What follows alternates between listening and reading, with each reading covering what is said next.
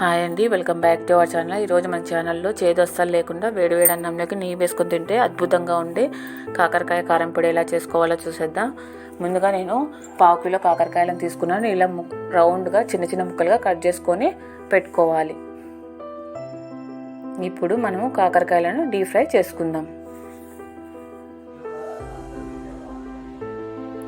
ఇప్పుడు కొన్ని వేస్తూ మనము కాకరకాయలను డీప్ ఫ్రై చేసుకుందాం. కొన్ని వేయడం వల్ల తొందరగా వేగుతాయి. ఇప్పుడు ఈ కాకరకాయలను మనము మంచి కలర్ వచ్చే వరకు, క్రిస్పీగా అయ్యే వరకు వేయించుకోవాలి.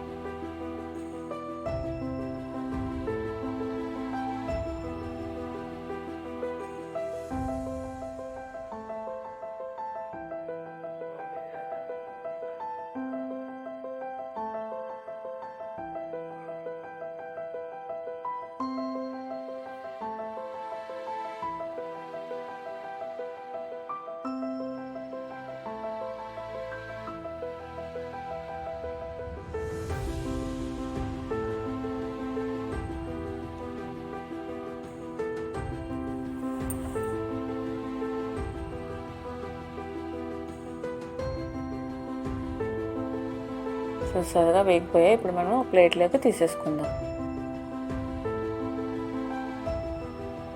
మిగతావన్నీ వేసేసుకొని కాకరకాయలను వేయించుకుందాం. ఇవి కూడా మనము మంచి కలర్ వచ్చే వరకు, క్రిస్పీగా అయ్యే వరకు వేయించుకోవాలి.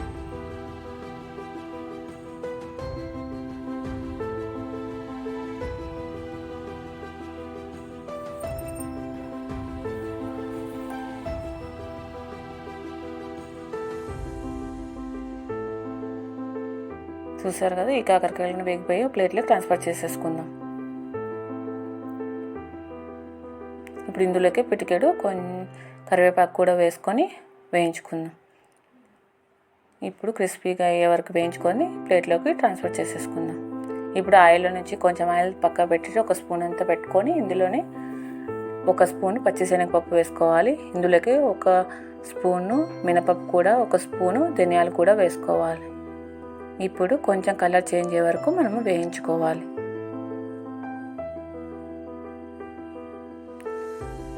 మిగిలిన ఆయిల్ను మనం కర్రీల్లోను, ఫ్రైల్లో కూడా వాడుకోవచ్చు.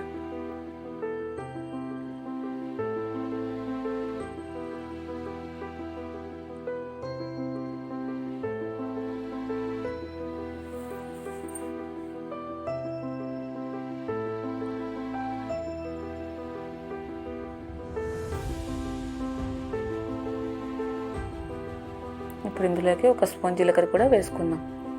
ఇప్పుడు 2 సెకండ్స్ అలా వేగనిస్తే సరిపోతుంది, ఎక్కువ వేగనవసరం లేదు. చూసారు కదా, వేగిపోయినాయి.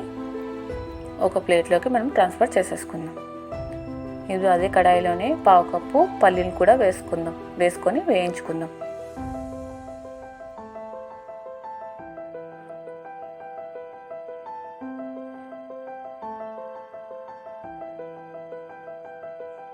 ఇది కొంచెం కలర్ చేంజ్ అయ్యాక ఇందులోకి 1 స్పూను ఎండు కొబ్బరి వేసుకుందాం. ఇవి కొంచెం సేపు వేగనిద్దాం.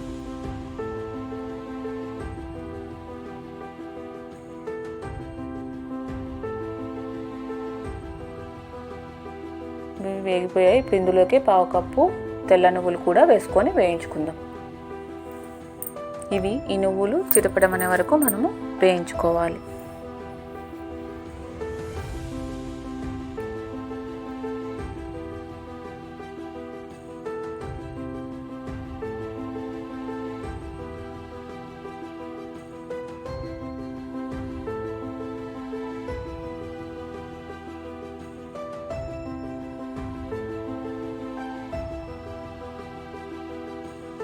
ఇప్పుడు వేగిపోయి స్టవ్ ఆఫ్ చేసేద్దాం. ఇందులోకి ఇప్పుడు మనము చిన్న నిమ్మకాయ అంత చింతపండు నారలు పీసులు ఏం లేకోకుండా తీసేసి వేసుకుందాం. ఆ వేడికి కొంచెం వేగిపోతుంది చింతపండు.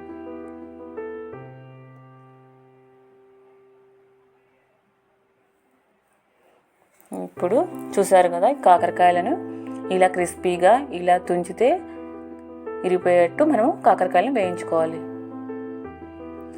ఇప్పుడు ఒక మిక్సీ జార్ తీసుకొని ముందుగా వేయించి పెట్టుకున్న పప్పు దినుసులన్నీ వేసేసుకుందాం. ఇప్పుడు పల్లీలు వేసేసుకుందాం. ఇందులోకి టేస్ట్కి సరిపడంత కారం కూడా వేసుకోవాలి. ఇందులోకి ఒక స్పూను సాల్ట్ కూడా వేసుకోవాలి. కొంచెం పసుపు కూడా వేసేసుకుందాం. ఇందులోకి వేయించి పెట్టుకున్న కరివేపాకు కూడా వేసేసుకుందాం. ఇప్పుడు ఇందులోకి వెల్లుల్లిపాయలు కూడా వేసుకుందాం. వేసుకొని ఇలా కోర్సుగా గ్రైండ్ చేసుకోవాలి. ఇప్పుడు ఇందులోకి కాకరకాయలు వేయించి పెట్టుకున్న కాకరకాయలు వేసేసుకుందాం. ఇప్పుడు మిక్సీ పెట్టుకొని వచ్చేద్దాం. చూసారు కదా, అంతే అండి. టేస్టీ కాకరకాయ కారం పొడి రెడీ. మీరు ట్రై చేసి ఎలా వచ్చిందో నాకు కామెంట్ చేయండి, షేర్ చేయండి, సబ్స్క్రైబ్ కూడా చేసుకోండి. Okay, bye bye.